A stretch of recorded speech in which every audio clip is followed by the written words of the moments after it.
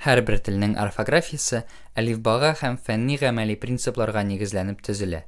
Татар орфографиясе татар әлифбасына һәм 5 принципка нигезләнә.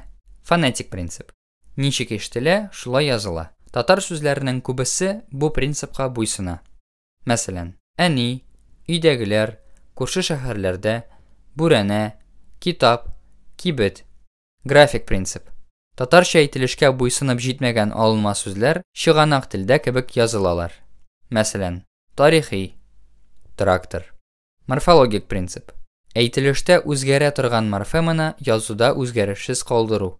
Мәсәлән, язса, сүзчән, русча, иртәнге, исәнме. Экономия принципы. Сүзләрне кыскартып язу. Мәсәлән, аббревиацияләр. Берләшкән Милләтләр оешмасы. Татарстан Республикасы Министрлар Кабинеты.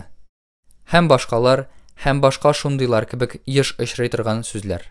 Моннан тыш, бу принцип ярым әйтелешле авазларны язмауда да чагыла.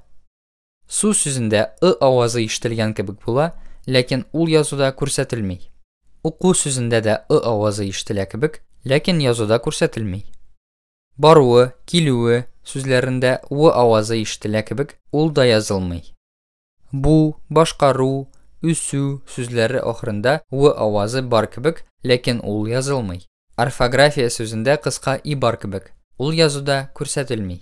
Бию, кию, тию сүзләрендә дә кыска бар кебек, ул язылмый. Тарихи принцип.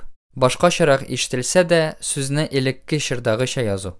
Мәсәлән, бөгелмә сүзендә икенче җиктә дә авазы ишетелә. Ылы сүзендә авазы ишетелә, ләкин алар башкача язылалар. Бу язылыш безгә яңа лиф орфографиясенең мирасы буларак күчерелде.